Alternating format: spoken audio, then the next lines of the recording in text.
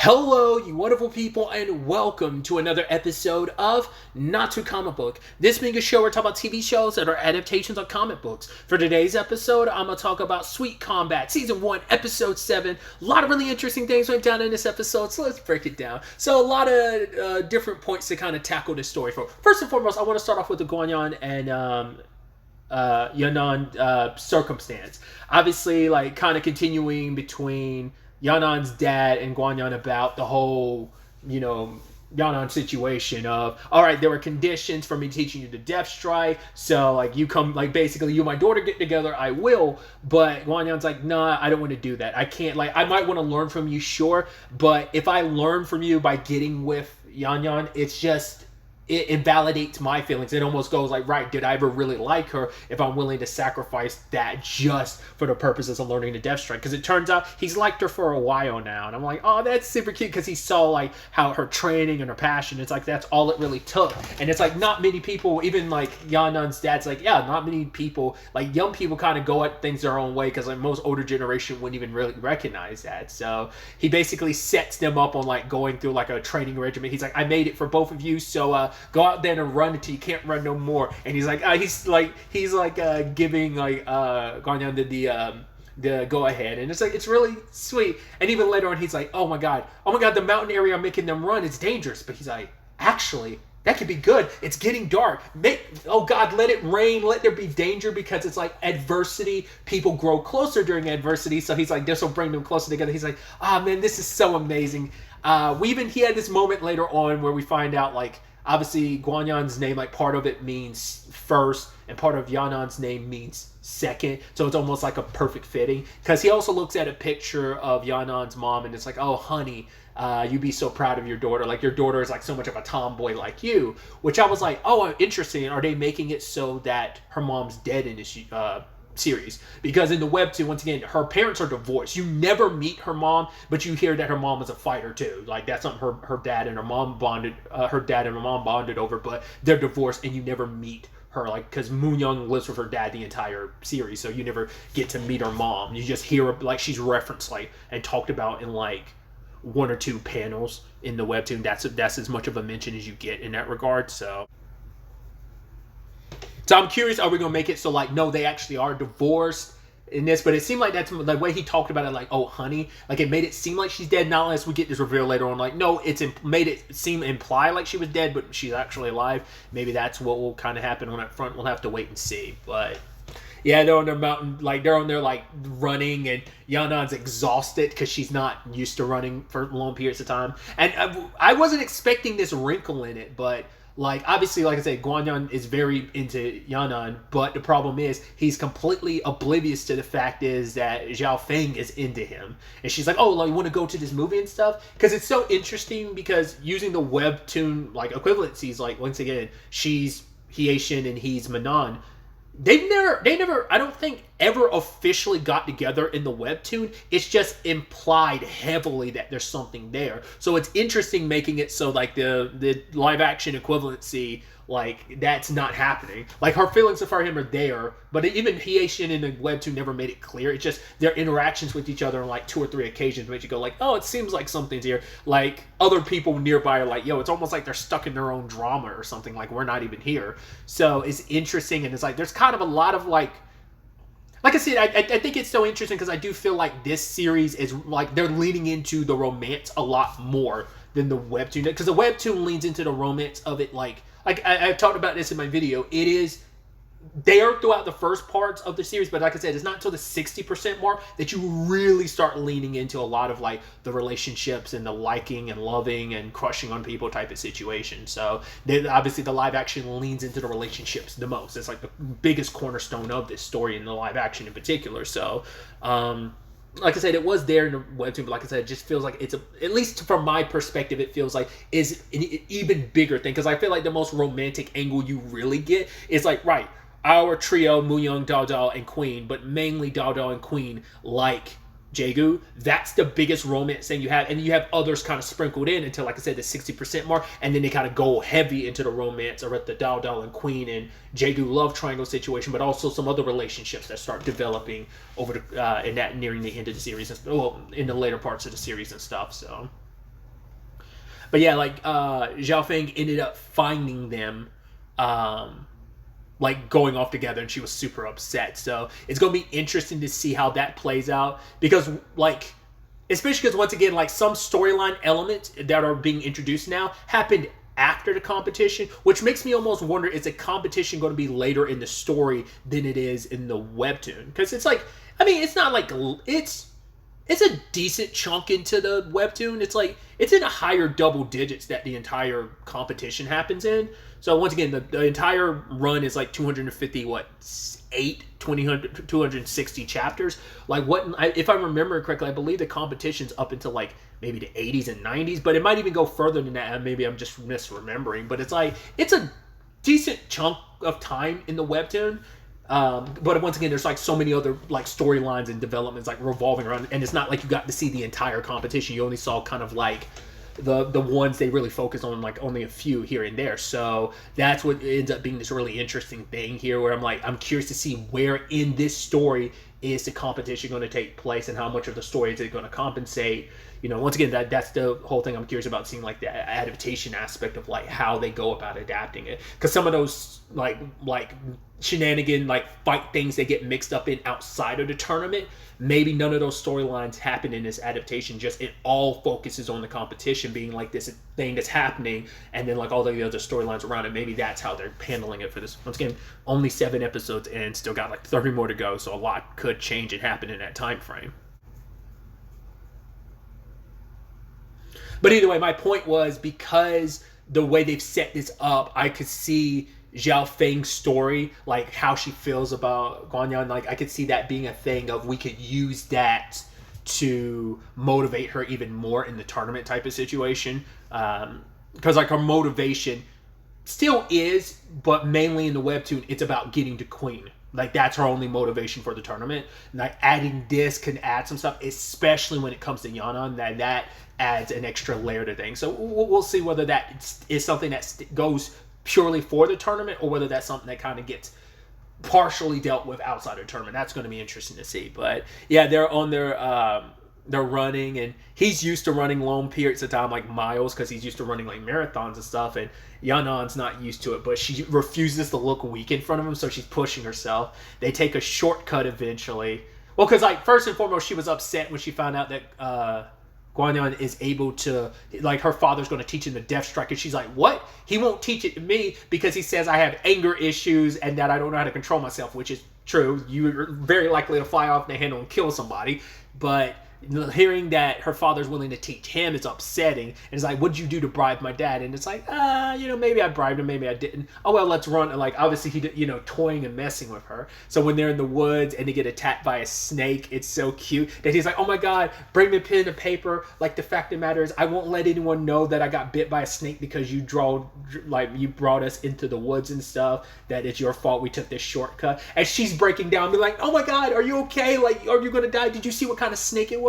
Seeing that side of her is so adorable. And then him messing with her and being like, yeah, pen and paper, I gotta write down all this stuff. And he's laughing, but then like she takes the initiative and starts trying to suck the poison out of his wound. He's like, whoa, you don't have to do that, I was joking. And she's like, what? He's like, I saw the one, it's non-toxic. And she's like, oh, you're such a liar, and starts hitting him. It's like, it's so adorable. It's like, stuff like that is exactly what her dad was praying for and hoping for, and it worked out. It's super cute. Speaking of cute and everything, I love that it's how Tian, Xiaomi, and Yanan are all eating lunch together, and then all of a sudden entire cafeteria is shocked that Queen shows up, because it's like she doesn't really eat with a lot of people because it's a nervous thing because everyone's just going to keep staring at you, and obviously the only empty seat is in front of Tian, so it's like, interesting. And she's obviously trying to give him advice. She even says like, yeah, the principal says that, or like the director or the headmaster was like, one of them was like, hey, I have to be responsible for taking over your training too, which I'm like, we never saw that, but part of me, well, she was kind of designated as one of his trainers too, so she's kind of stepping into that role. So I don't think she was, because at the time I was thinking she was referencing like he specifically told me now, but it's like no, I think last episode she found out that he's going to be in the preliminaries, because the last thing she heard about it was he was removed as her opponent in the finals. She didn't know he was still like he's seated as part of the preliminaries, so that's why she's like, right, I'm gonna step up as his coach, because it wasn't just Zhao Mi and Yanan. She was also brought to that too of like you have to be his coach, so she's taking those coaching duties. It's like, oh, don't take in this many calories. It's like whoa. Xiaomi's like, I got it. I got his food like things situated. I've got his training schedule like, and you know Yanan is like, why is it everything time she says something you're countering her? He's like, but like Xiaomi's like, don't even worry about Queen. Like she's not very close to Tian, so she doesn't know what he needs. But then like Hao has to open his big mouth. It's like, what do you mean they're not close? They just had like dinner like last night or yesterday at my food stall, and it's like, wait, what? And I love Yanan's only response was, you ate with Tian and you didn't bring me? Like, we're supposed to be friends, right? Are we still besties? You know, and it's like, right, we're not that close. It's like, really? I thought you, and Hal running his mouth, didn't you say that you wanted to thank him for something? It's like, whoa. What was she thanking you for, Tian? And he doesn't say anything because he has an emergency and has to go off. But then, like, I love that Zhao Mi is pestering Hao for details, but he doesn't know anything because he didn't really ask for the details. And she's just like, how are you so stupid? Why didn't you ask for details? It's such an obvious thing. I love that shift in it, too, where it's like, now this kind of plays a little into the webtoon as well when it comes to going after Jaegu in the webtoon. She does eventually, it's mainly herself, but eventually she gets some allies that back her, like, you know, when it comes to the Jaegu love situation. So kind of like having Hao be adopted in that, especially considering Hao is into Queen, and obviously, you know, Zhao Mi is into Tian, so it's like, right, we're both like, let's kind of make sure the people we like don't get together, you know, just so we can have them for ourselves. It's actually cute, especially because Hal's mom got on him earlier in the beginning of the episode saying like, right, that boy and girl that you go to school with, there's obviously like, there's something there, but he's like, no, like Queen would never be into someone like Tian. It's like me, I'm more her type or whatever. It's like, what does that even mean, you know? Because his mom was busting his balls by being like, yeah, all the pain you went through for her ended up being meaningless because nothing's ever going to happen between you two.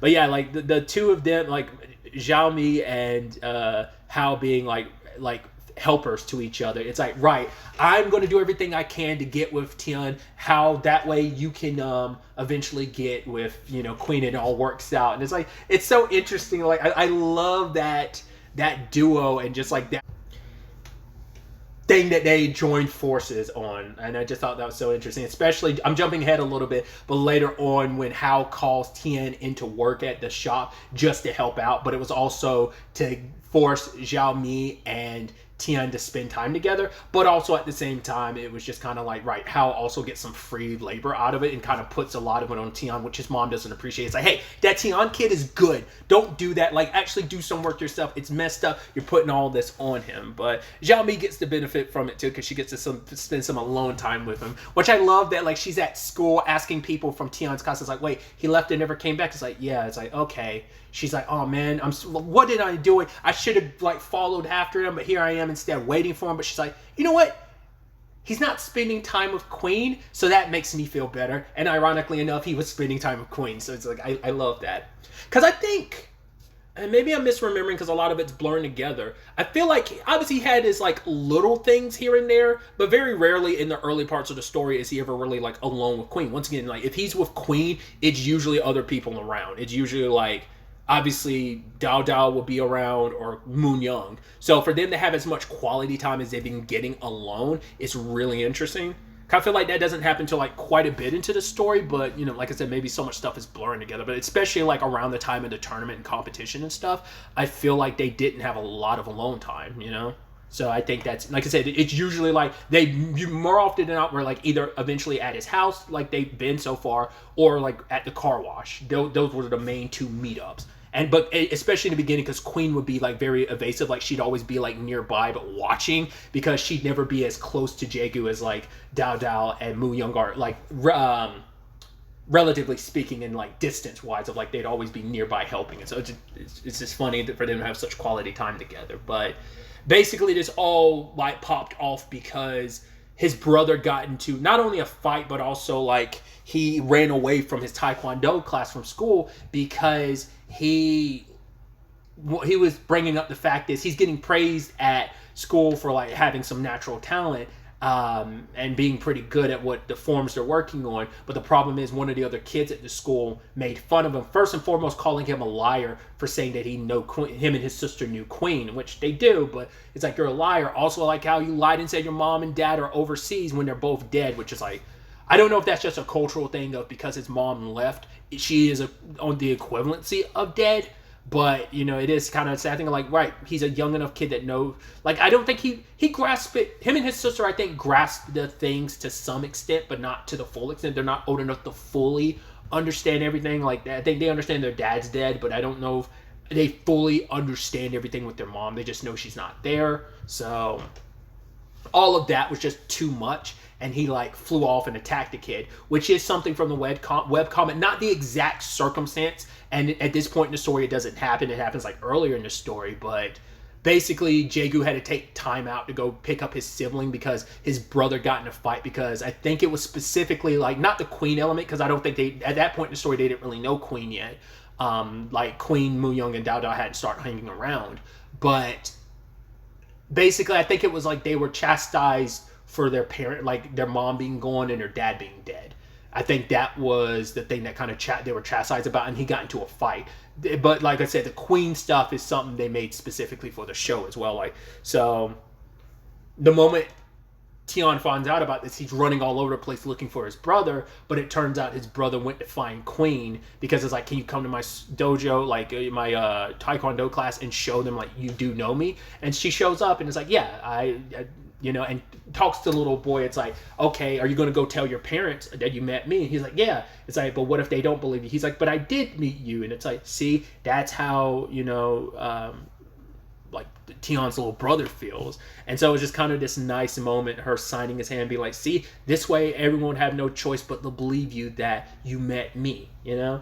And obviously, like, Tion's little brother and the kid make up. And she's like, right, maybe once a month I'll stop by and kind of train and kind of show off, you know, help, you know, with practices and stuff here. So all the kids are excited about that. And it's like, oh, thank you, Queen. And it's like, no, like, we should be thanking Tion's little brother. And it's like, oh, thank you. It's like, no, thank Queen. She's dedicating her time to do this. So I think for Tion, it meant a lot knowing, like, okay, his brother was safe because of Queen. So later on, they get dragged to a hot dog eating comp. At first, I thought because the prize was like, oh, all these unlimited like amount of like hot dogs.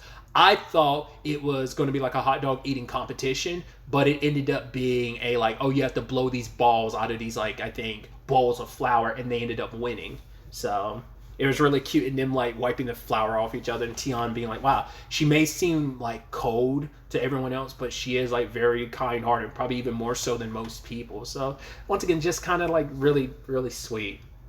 But I also love that it seems like they're flipping Tion's little brother's approach to the whole thing, because he's in love with Queen. So because like their sister is like, oh man, like I think Tion and Queen will like start dating or something. He's like, no. And he's like, no, just wait for me, Queen. I'll grow up. I'm going to be stronger and tougher than my brother. And Tion has to cover his mouth. I don't know what the hell he's talking about. Like, you know, kids these days, they speak such nonsense. Because that's such an interesting thing, because the kids like Queen, Dao Dao, the Mu Young in them, but the little brother having a crush on Queen is specific to the show. Because in fact, it's kind of the inverse. In the webtoon, it's kind of a cute thing. His brother is his number one cheerleader. Because I'm curious to see if they do it or not. But he actually, eventually you find out he has this little tally he keeps for like, all right, who's the best pick for my brother? And basically he has a point system for like Dao Dao and Queen on who like is a better match for his brother. So like I said, he's like his brother's number one cheerleader. In fact, he tries to like hook stuff up from time to time. It's actually really adorable. So I'm curious if they're going to lean into that or not, considering they're making it so that he likes Queen, and that might change some things. Once again, it's a little kid crush, but still, I'm curious to see what will happen on that front. But obviously Tien's kind of hurt because it's like, wow, you guys are like going above and beyond. Like his little sister's willing to cook, and it's like, wait, you've never offered to cook for me? What's this secret meal you have? She's like, don't worry, it's a secret. And it's like, why are you guys going so above and beyond for Queen? But I'm your own brother. I haven't gotten this type of love and treatment. Which, because it's like, yeah, you're Tien, you're cool, we love you, bro. But this is Queen we're talking about here, you know? So I thought that was super dope. They want to invite Queen over for a meal, but Tien's like, nah, she's busy, you know, and I don't want to like bother her and trouble her, so we shouldn't bother her as much, you know, with everything she's got to deal with in life. But the moment Tien goes to work at Hao's family, like, you know, noodle place, they like are cooking hot dogs and calling Queen to come over, which is adorable. So, but the problem is, when Tien's working, he runs into Yi-Chen because the moment he found out that Tien was working there, he came there to start some shit. And Zhao Mi and Hao were there. Well, Hao is constantly pulling Zhao Mi back because he's like, right, this is a thing between guys. Let Tien handle this, you know?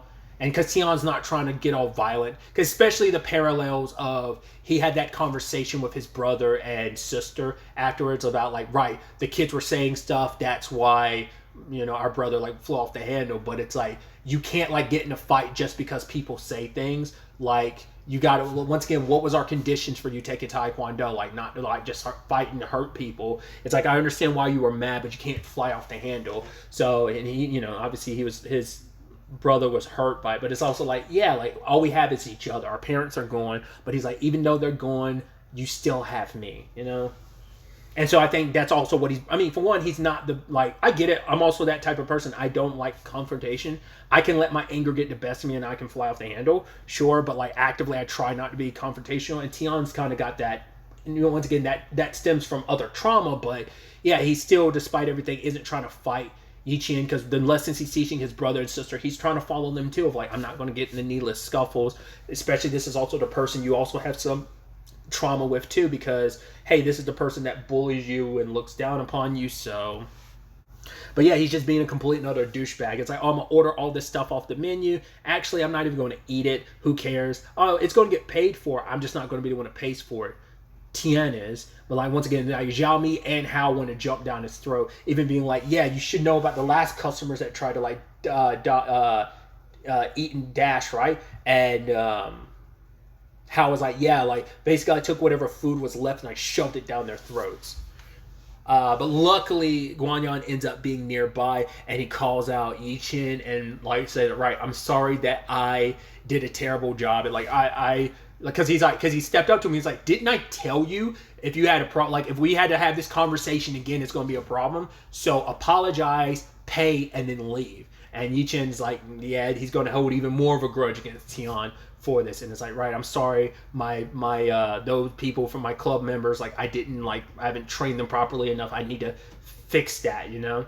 Because I'm sure he's even extra, I mean, once again, just that character in general, whether that's Manon from the webtoon or whether it is Guanyan, it's like, he's a good dude, you know, all stand-up guy. And once again, we're probably, because you got a little bit of Manon from the webtoon, like I talked about before, but obviously, like, Guanyan's going to be one of the main characters, so you're going to see him pretty, like, we're going to get even more time of him just to see how much of a good dude he is, so that's going to be interesting. So, and like I said, when it comes to his role, well, I didn't talk about this earlier, but when it comes to the tournament, I'm wondering, is his role going to be the same way it was? Once again, no spoilers until we get there, but I'm curious, is it going to play out the same way it does in the webtoon or not?